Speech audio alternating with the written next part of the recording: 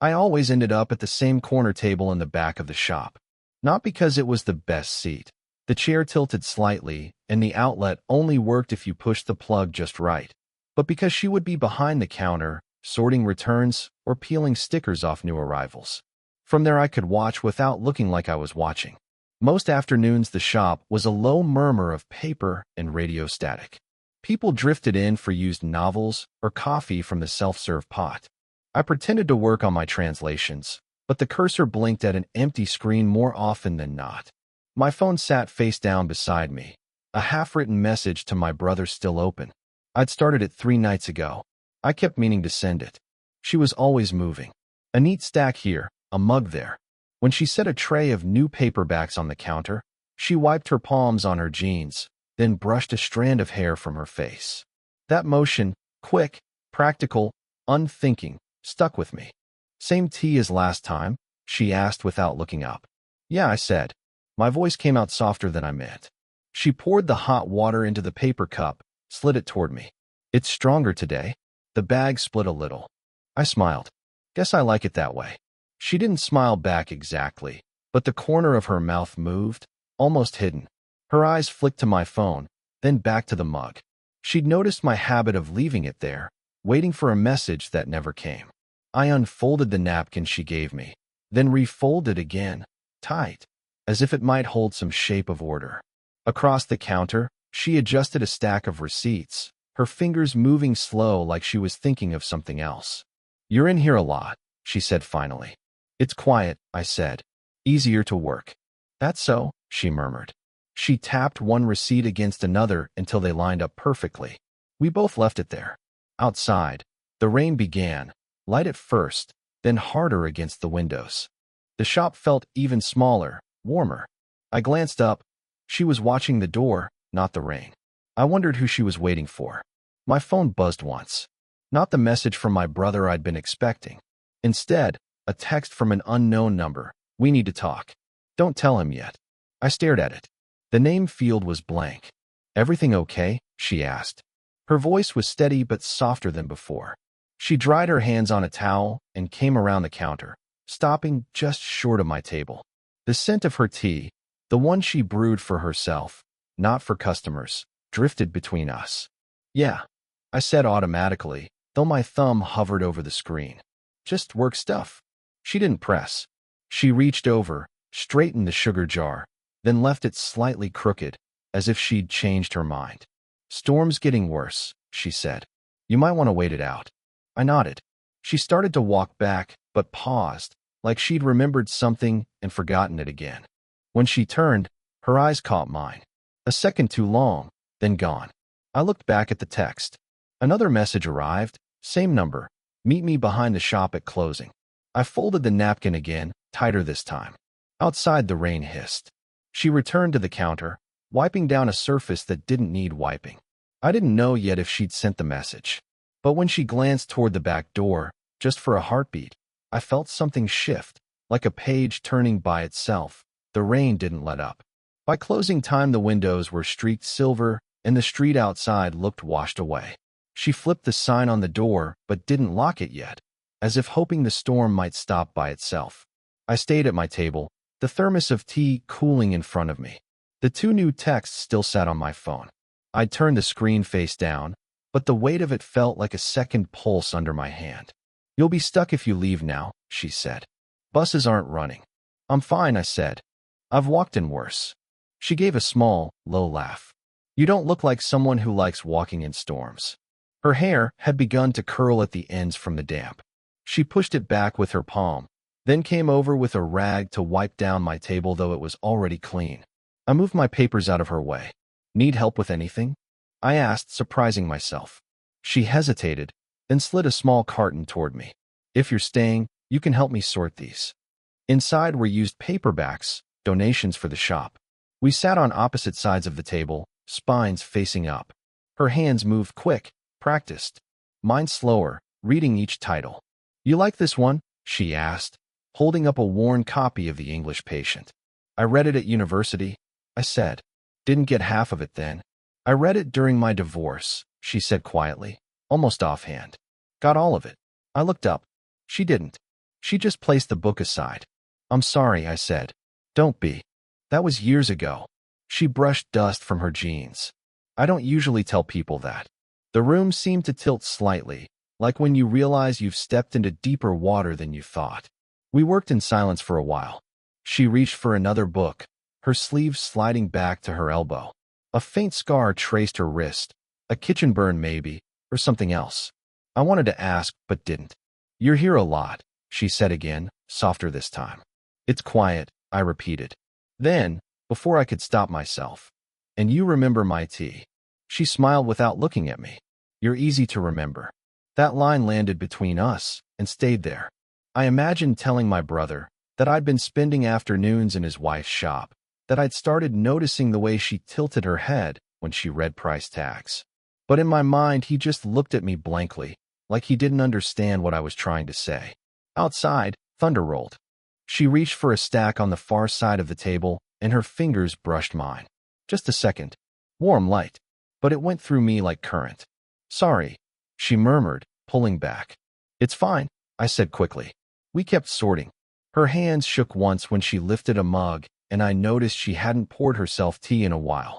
What were you translating today? She asked, filling the silence. A travel essay. About rivers, I said. The writer kept calling them memory streams.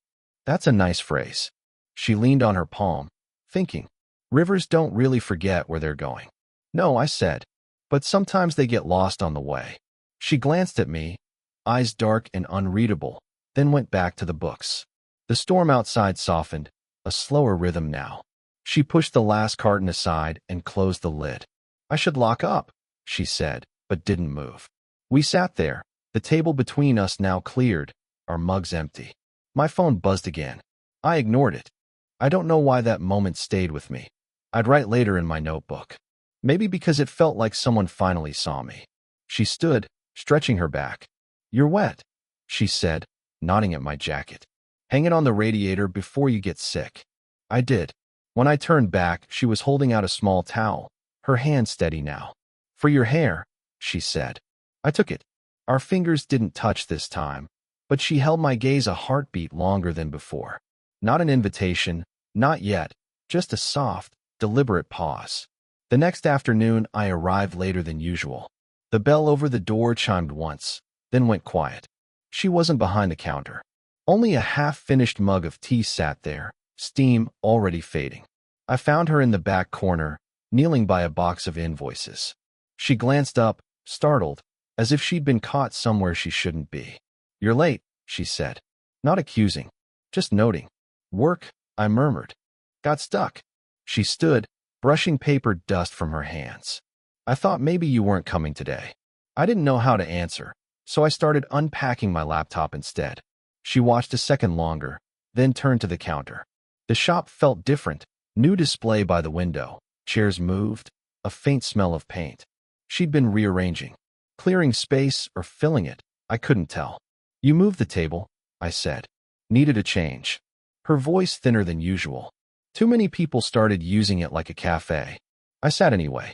She brought me tea, but didn't sit with me this time. Only stood, arms crossed, looking at the rain-dark street. I noticed my translation notes were missing. The folder I always left under the counter. Did you move my papers? She blinked. Oh, I thought they were scrap. I packed them with the recycling this morning. My throat tightened. All of it. Most. Wait.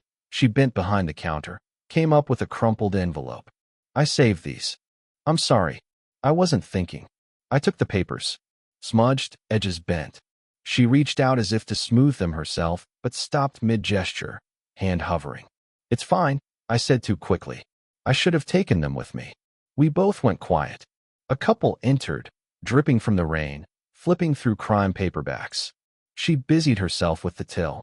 I sat there, papers damp under my palm, feeling like we'd stepped back a few paces without meaning to. When the couple left, the shop was empty again. She came over slowly, wiping the counter even though it was clean. I didn't mean, she started. I know. My voice low. It's okay. She exhaled. Not relief exactly. More like a soft letting go. She leaned against the shelf, eyes on the floor. I folded the papers, then unfolded them. My hand brushed hers when she reached for the sugar jar. Neither of us moved for a heartbeat. "You should be angry," she said. "I'm not," I said. "Just," the word trailed off. Her eyes met mine. Close enough now to see the small scar on her wrist again. Close enough to smell the faint citrus soap on her hands. Something flickered between us. Heat, or just recognition. I shifted forward before I knew I was doing it. She didn't step back, but she didn't move closer either. Her hand trembled on the edge of the shelf. A sound at the door broke it. The bell, someone stepping in. We both turned sharply, just Aber picking up an order. The moment collapsed like a held breath released. By the time the neighbor left, she'd retreated behind the counter, putting a full arm's length of wood between us. I sat back down, heart still hammering, wondering what would have happened if the bell hadn't rung. It happened on a Thursday, after closing. The rain had finally broken into a washed-out sunset, light pooling gold on the pavement. She was stacking chairs against the wall, humming faintly, a tune I almost recognized but couldn't place. "Don't bother," she said when I started to help. "They'll just be out again tomorrow." "I don't mind," I said. My hands felt restless. We worked side by side, metal legs scraping. The air smelled of damp wood and old paper. Outside, the street glistened empty, too wet for traffic yet. She finished first and leaned against the counter, arms crossed. I stayed near the door, holding the keys she'd tossed to me without thinking. "You lock up tonight," she said. "You're here more than half the staff ever were." It was a joke, but not really. I slid the key between my fingers, heavy, warm from her hand. "I'm not sure that's a compliment," I said. Her laugh came low, tired. "It is. You're dependable." The word hung there. Dependable. Not exciting. Not dangerous. Just steady, like the furniture. I wanted to ask, "Is that all?" Instead, I set the keys down on the counter. "You ever think about leaving?" "Leaving what?" "The shop. The neighborhood. This routine." She looked at the window, where the light was already fading. "Sometimes. But it's safe here. Predictable." A pause. "After my marriage ended, I promised myself I'd stick to safe things." I nodded, my mouth dry. "And me sitting here every day, that's safe?" Her eyes flicked to mine. Too fast to read. "You're younger. You'll get bored." I wanted to say I already was bored, not of her, but of everything else. That she was the only unpredictable thing left. Instead, I said, "Maybe not." The silence thickened. She rubbed her thumb against her palm, a nervous habit I'd started to notice. "You shouldn't," she started, then stopped. "What?" "You shouldn't rely on me like this." I almost laughed. I thought I was the dependable one. "That's not what I mean." She exhaled. "You wait for me. You notice when I'm not here. That matters more than it should." There it was. A crack in the wall. I moved closer without thinking, resting my hand on the counter between us. Not touching her, but near enough that the air felt charged. "I don't mean to make it harder," I said. My voice sounded unfamiliar, too raw. Her gaze dropped to my hand. She didn't move it away. "You remind me of who I used to be, before everything got small." The way she said it, not sad, not bitter, just plain, cut deeper than if she'd cried. I don't know why that moment stayed with me. I'd write later. Maybe because I realized she wasn't invincible. She was just tired of being careful. She leaned back against the shelf, shoulders easing as if some weight had shifted. "You shouldn't see me this way. How am I supposed to see you?" She didn't answer. Her lips parted, then closed again. We stayed like that, suspended, until the streetlight outside flicked on. Shadows crossed her face, softer than daylight. I thought about stepping closer, about reaching across the counter. The thought felt dangerous, not in a thrilling way, but in a way that could undo us both. She must have felt it too, because her hand lifted slightly, hovering near mine. Not touching, not withdrawing. "I don't know what I'm doing," she whispered. The shop was silent except for the hum of the refrigerator in the back. My throat tightened. "Neither do I." Another pause. Her eyes on mine, steady now, searching. Then, the sound of footsteps outside. Someone passing by, laughter breaking the air. We both froze, like children caught sneaking out. The footsteps faded. The silence returned. Her hand lowered slowly to the counter, resting a breath away from mine. She looked at me, long, searching. The kind of look that asked something without words. I didn't answer. Couldn't. And that was where it stopped. A question, unspoken, left hanging in the dim light. The next week, I stopped going to the shop. At first, it was an excuse. Work, deadlines, a head cold.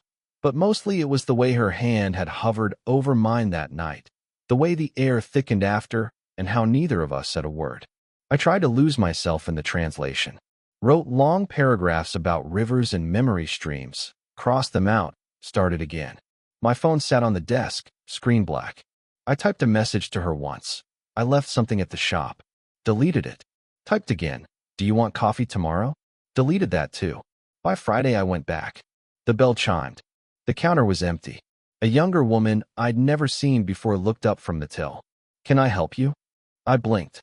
I almost said her name. Where's the owner? She's out for a while, the girl said. Family stuff. Family. I thanked her and left. Outside, the sky was a clean blue, no rain at all. I walked past the shop windows twice, like circling a word you're not sure how to pronounce. That evening my brother called. Casual, as if months hadn't passed since we'd last spoken. You still going to that bookshop? He asked, joking. She says you're her best customer. I froze. She. He laughed. My wife. Who else? I felt my pulse in my throat. She said that. She said you work there half the time. She's glad someone appreciates the place. He kept talking, but the words blurred. I hung up sooner than I should have. The next day, I tried again. Same young woman at the till. Same explanation. She's away. This time she added, visiting her son at college. Son. Not a word she'd ever used with me. Not once in all our conversations. I walked to the park instead of home. Sat on a bench under the trees, hands empty. Around me, people were out with dogs, kids, ice creams. Ordinary life, moving forward without us. I pulled out my phone. Typed. I didn't know you had a son. Deleted it. Typed again. Are you okay? Deleted. Across the path, a little boy was rolling a ball back and forth with his father. The father laughed too loud, the boy too soft. It made something ache in me I couldn't name. I closed my eyes and pictured the shop, the shelves, her hand hovering near mine. I thought I was the only one carrying a secret. By the time I opened my eyes, the park had thinned. Evening light slanted low. I still hadn't sent a message. I walked past the shop on my way back. Lights on inside, the young woman shelving books. One chair at the back table, mine empty. I stopped at the door, my hand on the handle, not turning. I didn't feel heartbroken, I'd write later. I felt paused, like life forgot to finish the sentence. I let go of the handle and kept walking. It was dusk when I saw her again. Not at the shop. It was shuttered early, a handwritten note on the door. Closed today. Sorry. She was sitting on a low wall a block away, a grocery bag at her feet. No makeup, hair pulled back, looking smaller somehow. She noticed me before I spoke. You shouldn't be here, she said, not angry, just tired. I was walking past, I said. The shop was closed. She nodded, eyes on the ground. I couldn't do it today. I sat on the wall, leaving space between us. The air smelled like rain and fried food from the corner stall. For a while we watched cars glide through the intersection without speaking. I heard you were visiting your son, I said finally. She flinched a little at the word. Yeah, he's at university now. You never mentioned him. Her fingers tightened around the grocery bag handle. There's a lot I haven't mentioned. Silence stretched. Someone's radio played faintly from an upstairs window. I thought you disappeared, I said. I tried, she whispered. I thought if I put some distance. She stopped, bit her lip. I didn't want this to turn into something we couldn't control. I stared at the pavement. It already did. Her head turned toward me slowly. What do you mean? I took a breath. I don't just come to the shop for tea. Or to work. You know that. My hands shook in my lap. And you've been the only person I talk to, really. That's not fair to you. She looked away, blinking hard. You're young. You'll find other people. That's not what I'm saying. Her shoulders rose, fell. What are you saying then? I swallowed. That I started waiting for you. That I care. And I don't know what to do with that. The words landed between us like something fragile. She didn't move. The only sound was a bus braking at the corner, the hiss of its doors. Finally, she said, I knew. I just didn't want to see it. She pressed her palms together, then apart. After my marriage, I told myself no more crossing lines. No more being someone's secret. No more anything. And then you sat there every afternoon. I looked at her. Do you hate me for it? No, she gave a small, rueful smile. I hate myself for letting it happen. We sat there, both staring at the street, two people caught in the space between confession and consequence. What now? I asked quietly. She gave a short laugh, shaky. I don't know. I turned toward her fully. Tell me to stop coming. I will. Her eyes finally met mine. I don't want you to stop. I just don't know how to let you stay. A gust of wind scattered a few napkins from the gutter. She reached to catch one out of reflex. Missed. Laughed softly at herself. That tiny laugh undid me more than anything else. I reached out, very slowly, and touched the back of her hand. Not a grab, not a claim, just contact, warm and tentative. She didn't pull away. She turned her palm over, letting our fingers rest together for a heartbeat. Her eyes filled, but she blinked them clear. This is all we can do, she said. I know, I whispered. We stayed like that, hands touching lightly on a stone wall as dusk deepened into evening. Then she gave a small, tired smile. Not permission, not apology, just a human connection. Okay, she said softly. And that was it. The moment held, then passed, leaving the air cooler, the street a little darker, but something inside both of us quieter at last. It's been 8 months since that evening on the low wall. The shop still smells of paper and rain on most days, but the chairs are arranged differently now. She lets me move them. We never talked about what we are. We just built a rhythm around what we actually do. I come in at 8:47 most mornings. Not 8:45. Not 9 o'clock. A small, private joke now. She looks up from the till, glances at the clock, then at me, and smiles like she's been expecting a train to arrive. I go straight to the back table. The chair no longer wobbles. She fixed it quietly one morning and never said a word. Sometimes her son visits on weekends. We've met. We talk about films, about his studies. He calls me the shop guy, and I don't correct him. It's easier that way. The texts have stopped being unsent. Now they're small, ordinary messages. Need anything from the bakery? Or printer jammed again. She still writes them like they're notes she might throw away, but she sends them. We drink the same tea. Stronger now, because she stopped buying the delicate blend. She teases me about my black coffee. I tease her about the endless receipts. It's a kind of language we've built, made of quiet glances and half smiles. One afternoon, she closes the shop early. No note on the door this time. She just looks at me and says, walk. We go to the same park, sit on the same bench where I once typed a message I never sent. This time we don't need to say anything. She tells me about the first week after her divorce, how she stayed in bed with a stack of books but never opened them. I tell her about the year I spent drifting after university, translating things I didn't care about. We don't frame it as confessions, just two histories laid out quietly, side by side, like spines of books on a shelf. I used to think I'd always be paused, she says, looking at the leaves. Like life forgot to finish the sentence. You're not paused anymore, I say. She doesn't answer, but her hand finds mine on the bench. Not a hesitant hover now, but a simple resting, like it's always been meant to be there. We don't talk about my brother anymore. It isn't secrecy. It's just that life has shifted into its own shape. He and she are separated now. Papers filed quietly. No drama. We didn't cause it, but we're living after it. Some mornings I still get to the shop before she does. I make the tea. She makes the coffee. Customers drift in and out. We're not perfect. We're still careful. But there's a warmth to the routine, a sense that we're building something solid from small, real moments. Today she stands behind the counter, wiping her hands on her jeans the way she did the first time I noticed her. She glances up at the clock, 8:47, then at me. A soft smile flickers. You're late, she says like always. No, I say. You're early. She laughs quietly. The same laugh from the wall, but lighter now. She sets a mug of tea in front of me. Stronger than ever. I sit at the back table. The chair doesn't wobble. My phone is face up, a translation half finished on the screen. She's behind the counter, humming. Everything is ordinary. Everything is earned. I catch her eye. She tilts her head toward the window. Rain just starting, a thin mist. Our little signal now. I nod. Later we'll close early, take a walk, maybe sit on the bench again. It isn't a grand ending. It's a small, steady one. We both know it. And sometimes, when no one's in the shop and the clock ticks 8:47, she'll glance at me and say softly, "Okay," like she did that evening. And I'll know exactly what she means.